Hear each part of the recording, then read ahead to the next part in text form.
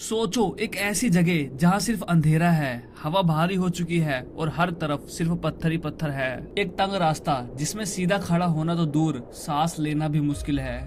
ऐसे ही दो दोस्तों का एडवेंचर मौत के जाल में फंस चुका है।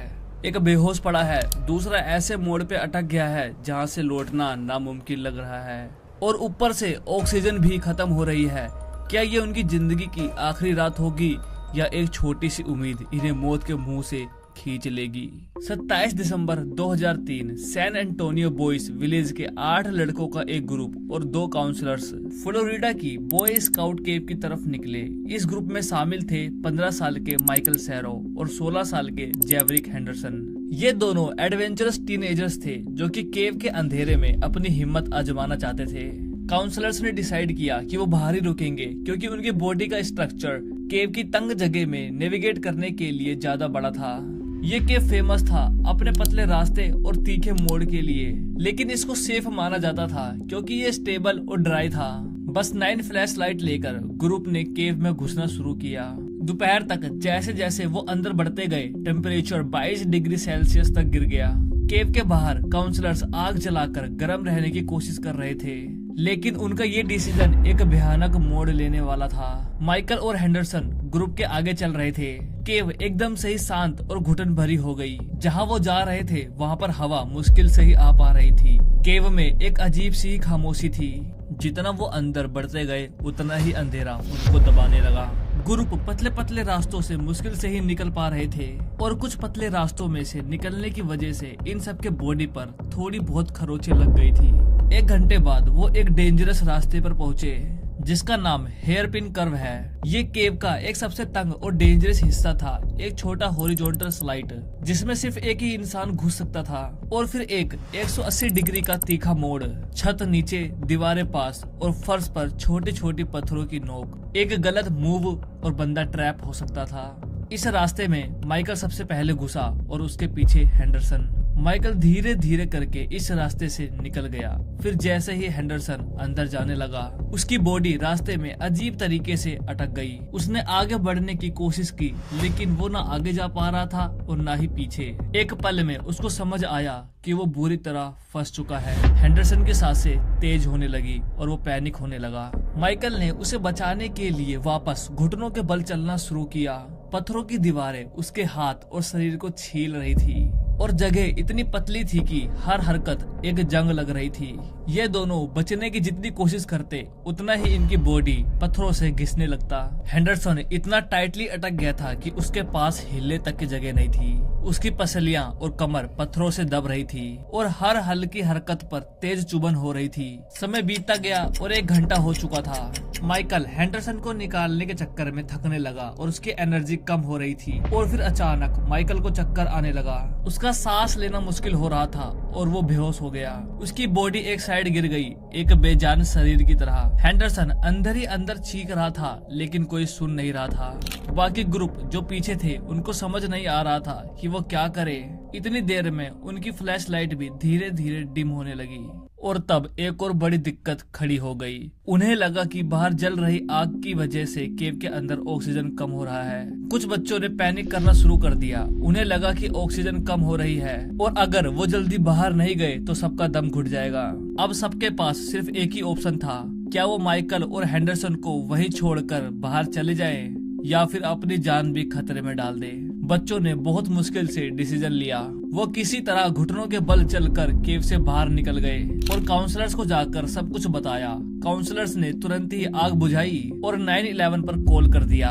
1 घंटे के बाद रेस्क्यू टीम केव के पास पहुंच गई, लेकिन बचाव करना इतना आसान नहीं था। केव की तंग जगह और अंधेरा सब कुछ एक बड़ा चैलेंज बना रहा था। जैसे ही रेस्क्यू टीम हेयरपिन कर्व के पास पहुंची, उनके सामने एक भयानक सीन था। हेंडरसन होश में था लेकिन कांप रहा था। माइकल बिना हिले पड़ा था, उसकी सांसें धीमी हो चुकी थी। टाइम खत्म हो रहा था। हेंडरसन बहुत ज्यादा वीक हो चुका था, उसकी आवाजें धीमी पड़ने लगी थी। माइकल का शरीर ऑलमोस्ट फ्रीज हो चुका था। रेस्क्यू टीम ने छोटी छेनी और टूल से केव का रास्ता तोड़ना शुरू किया। पतले रास्ते में काम करना मुश्किल हो रहा था, लेकिन वो रुक नहीं सकते थे। 1 घंटे की कड़ी मेहनत के बाद रेस्क्यू टीम हेंडरसन को खींचकर बाहर लाने में सफल हो गई। जैसे ही वो बाहर आया, उसने एक गहरी सांस ली और रोने लगा। उसको यकीन ही नहीं हो रहा था कि वो जिंदा है। लेकिन माइकल का क्या हुआ? क्या रेस्क्यू टीम उसे बचाने में कामयाब रही, या फिर ये मिशन एक बहुत बड़ी ट्रेजेडी बन गई? हेंडरसन को किसी तरह बाहर निकाल लिया गया था, लेकिन माइकल अभी भी केव के अंदर बेहोश पड़ा था। रेस्क्यू टीम को पता था कि अगर उन्होंने जल्दी नहीं किया तो माइकल की जान जा सकती है। लेकिन एक बड़ी समस्या थी, केव का रास्ता इतना ज्यादा पतला था कि एक सीनियर रेस्क्यूअर का वहां तक पहुंचना बहुत मुश्किल था, और अगर गलती से पत्थर हिला तो पूरा स्ट्रक्चर गिर सकता था, जो कि माइकल को वहीं पर दफनाने पर मजबूर कर सकता था। रेस्क्यू टीम ने डिसाइड किया कि वो एक नए तरीके से माइकल तक पहुंचने की कोशिश करेंगे। एक रेस्क्यूअर जो थोड़ा पतला था, उसको अंदर भेजा गया। उसके साथ ऑक्सीजन मास्क और थर्मल ब्लैंकेट दी गई ताकि माइकल को थोड़ी गर्म हवा मिल सके। जैसे ही रेस्क्यूअर माइकल के करीब पहुंचने लगा, उसके सामने एक और दिक्कत आई। माइकल एक अजीब पोजीशन में अटक गया था। उसका सर नीचे और उसका पैर ऊपर की तरफ था। एक तरह से देखा जाए तो उसका शरीर यू शेप में फंस गया था, जो उसके ब्लड सर्कुलेशन के लिए बहुत ज्यादा ही डेंजरस था। रेस्क्यूअर ने सबसे पहले माइकल की ब्रीथिंग चेक करी। वो अब भी सांस ले रहा था, लेकिन बहुत धीरे धीरे। उसका चेहरा एकदम सफेद पड़ चुका था और उसका शरीर ठंडा हो रहा था। अब एक और समस्या खड़ी हो गई। माइकल को बाहर खींचना ऑलमोस्ट इम्पॉसिबल था, क्योंकि वो एकदम टाइट पोजीशन में था और अगर जोर लगाया गया तो उसकी हड्डी टूट सकती थी। रेस्क्यू टीम ने डिसाइड किया कि सबसे पहले केव के पत्थरों को धीरे धीरे तोड़ना होगा ताकि ज्यादा स्पेस मिल सके। लेकिन ये भी रिस्की भरा काम था, क्योंकि अगर कोई बड़ा पत्थर हिल गया तो पूरी केव कोलैप्स हो जाएगी। जैसे जैसे रेस्क्यूअर काम कर रहे थे, एक नया प्रॉब्लम सामने आया। केव के अंदर ऑक्सीजन लेवल धीरे धीरे कम होने लगा। पहले रेस्क्यू टीम ने सोचा कि ऑक्सीजन की कमी एक साइकोलॉजिकल इफेक्ट है, लेकिन अब उन्हें सच में महसूस होने लगा कि हवा भारी हो रही है। रेस्क्यूअर्स के पास सिर्फ थोड़ा टाइम था, वरना माइकल को बचाना और भी ज्यादा मुश्किल हो जाता। एक रेस्क्यूअर ने माइकल का हाथ पकड़ा, लेकिन वो बिल्कुल बेजान लग रहा था। क्या माइकल जिंदा था या उसकी सांसें रुक चुकी थी? रेस्क्यू टीम ने लास्ट मिनट पर एक और तरीका सोचा। उन्होंने माइकल के शरीर के पास एक छोटी ऑक्सीजन पाइप पहुंचाई ताकि उसको फ्रेश एयर मिल सके। एक रेस्क्यूअर ने धीरे धीरे माइकल के शोल्डर को थोड़ा उठाना शुरू किया और दूसरे रेस्क्यूअर ने उसके पैर को एडजस्ट करने की कोशिश की। ये बहुत रिस्की मूव था, लेकिन कुछ और ऑप्शन ही नहीं था। और फिर एक पल आया जिसमें माइकल के पैर एक सडन झटके में फ्री हो गए, लेकिन अब भी उसके पैर का हिस्सा पत्थरों के बीच में फंसा हुआ था। एक और जोर लगाया गया और फाइनली माइकल को बाहर निकाल लिया गया। जैसे ही वो बाहर आया, रेस्क्यूअर ने देखा माइकल अब भी जिंदा था, लेकिन बेहोश था। उसका शरीर ठंडा था और वो मुश्किल से ही सांस ले रहा था। तुरंत ही उसको बाहर लाया गया और पैरामेडिक्स ने उसको सीपीआर दिया। कुछ मिनट्स बाद माइकल ने धीरे से आंखें खोली। वो जिंदा था। माइकल और हेंडरसन हॉस्पिटल में एडमिट रहे। कुछ दिनों तक माइकल हाइपोथर्मिया का शिकार हो गया था, लेकिन वो धीरे धीरे रिकवर कर गया। हेंडरसन काफी इमोशनल ट्रॉमा में था, लेकिन कुछ दिनों बाद वो भी नॉर्मल हो गया।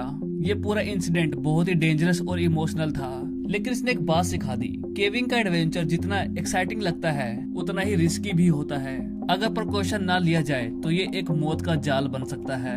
आप होते तो क्या आप केव में जाने की हिम्मत करते, या फिर ये रियल स्टोरी सुनकर आप कभी भी इस तरह के एडवेंचर नहीं करना चाहोगे? जो भी आपकी राय हो, प्लीज कमेंट जरूर कर देना।